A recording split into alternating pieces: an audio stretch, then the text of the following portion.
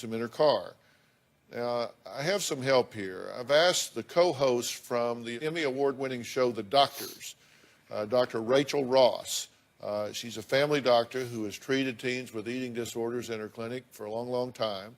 Yesterday, Dr. Ross visited Emily at her hotel so that she could meet the 17-year-old herself and give her a physical exam. Take a look. The night before the show, and I'm headed over to see Emily. Can I just go ahead and have a seat there for me? Just to kind of see how she's doing, how her vitals are, really because she's had a long journey and she really hasn't eaten. So what have you eaten today? I have just drink. Okay. I want to check and see just kind of how hydrated you are, okay? Oh, great. I saw your periods pretty regular. Not really, not usually. Emily, in the past 5 days, she actually hasn't had any food. She's having the irregular periods. I could see some erosion in her teeth starting. So, you know, Emily's in the right place. Please welcome Dr. Rachel Ross for the show, The Doctors. Dr. Ross, how bad can this get? She could die from this. If this progressed to the point where it was anorexia and she just completely starved herself, she would become dehydrated, her mental function would go down. Of course, you know, she's a beautiful girl and she sings, so one of the things that happens when you're purging, if she actually does start to vomit, then she can actually destroy her vocal cords and, you know, really destroy that voice. Her skin is starting to get a little dry. We call that xerosis of the skin.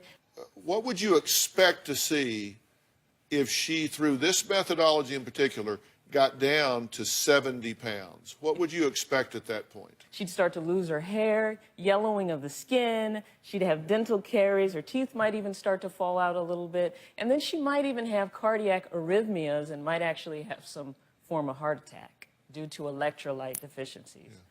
So that's where you're struggling to get, that's your goal, yeah. What she just described. You said 70, 80 pounds. She's saying that will describe you at that goal weight. I want to get better, I do.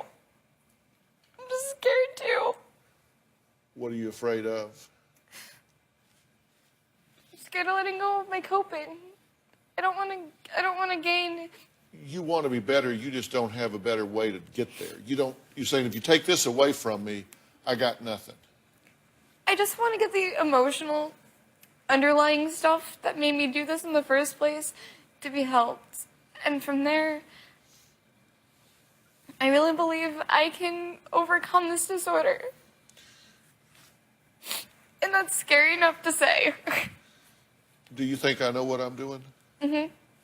Clearly, your name's on this napkin. Yes, it is. In fact, it's a lot of places up in here. You don't know anybody that's got their name up more times than this, so it got to mean something, right? Yeah. I'm going to see if I can take her from sorta to oh yeah when we come back, because Emily admits to being terrified of weighing herself. She believes the scale will show how fat she is. There's an emotion behind all of this, and I'm about to tell you what all of that means.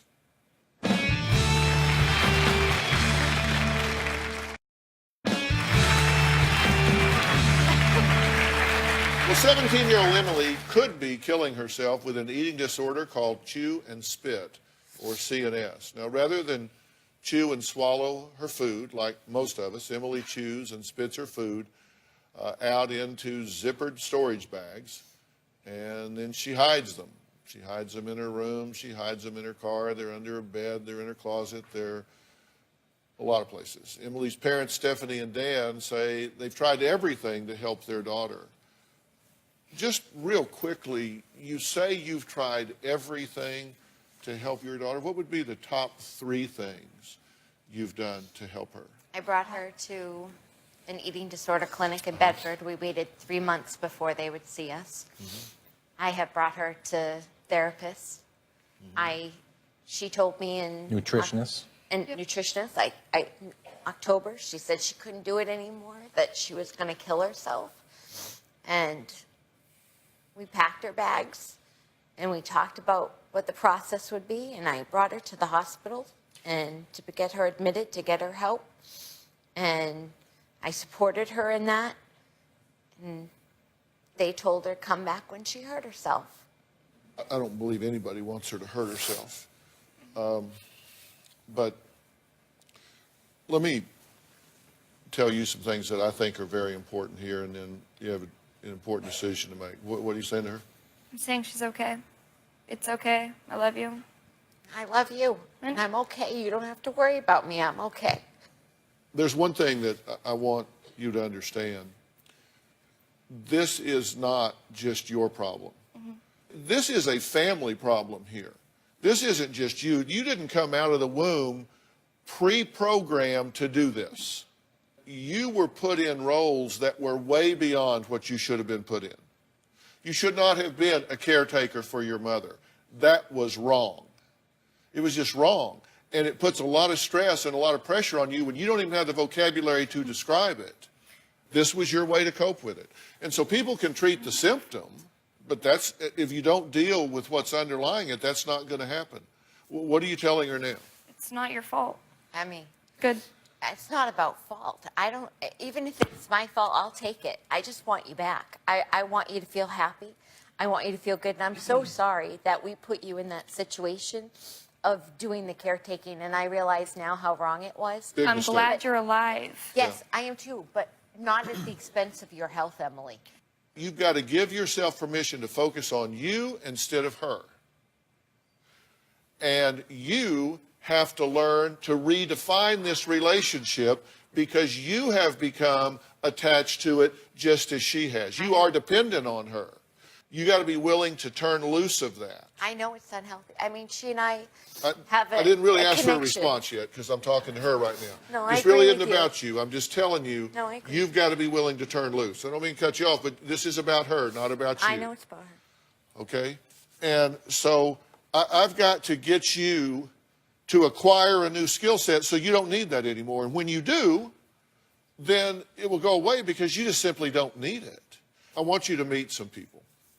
And we're going to talk about this with great specificity, and we'll do it right after the break.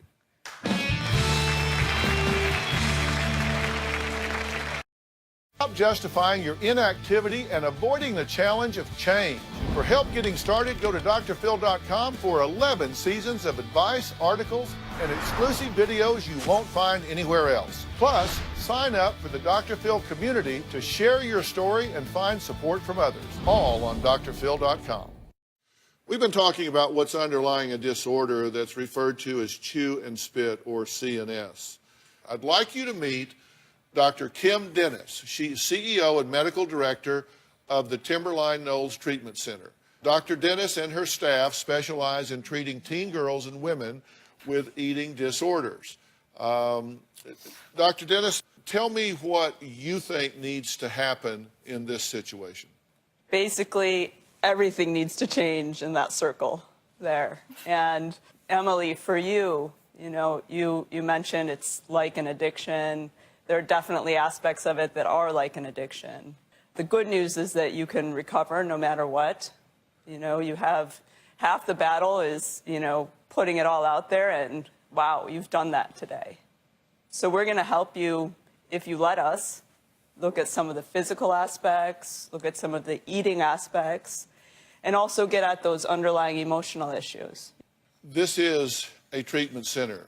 It is a place that you can go and make yourself the focus 100% of the time.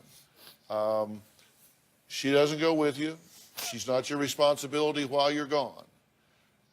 This is a time for you to go and get healthy, and you guys have at least as much work to do while she's gone as she does while she's gone. Because if she comes home to the same dynamic, there's no point in doing this at all.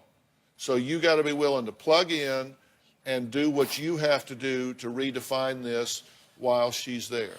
Tell me what you think about what we're saying.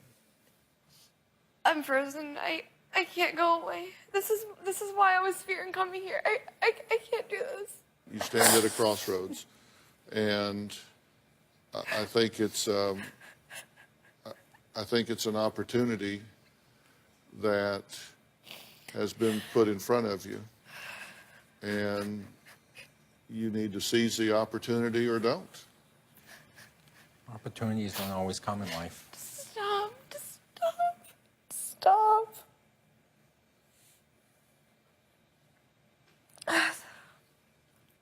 What is your best advice for patients in this position? I know it's to go, but I want to hear that side. Well, I gave you my advice, and that is that life's about opportunities. And I don't think we get to the end of our life and regret the times we said yes. We get to the end of our life and regret the times we said no. The time that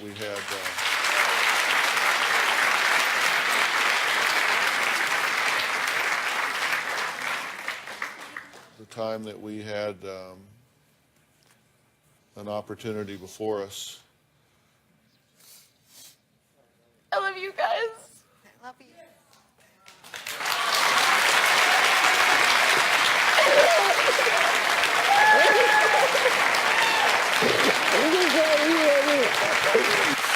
All of you. So I need you to look me in the eye and say, I'm all in.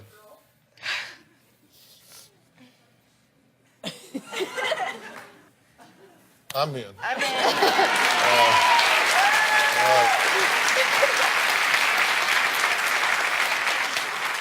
My work here is done. I want to thank all of my guests today, and a special thanks to Timberline Knolls Treatment Center. Also thanks to Rachel Ross, the co-host of The Doctors. I really appreciate it. Thanks so much, Sam. You have a lot.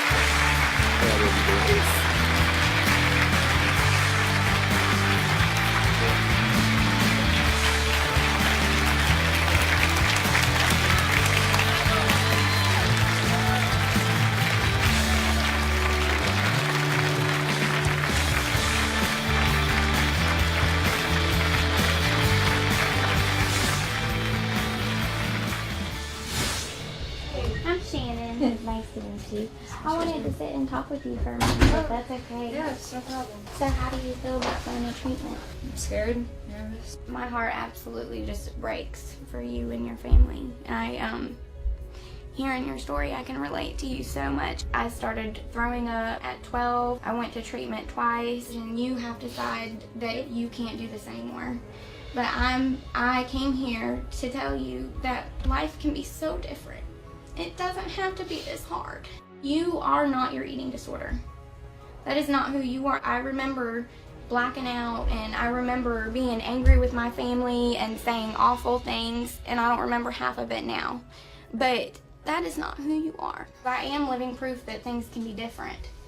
And you're not alone. You're not the only one who's ever felt that way and who still feels that way sometimes. If you need anything, I'd like to be there as a contact.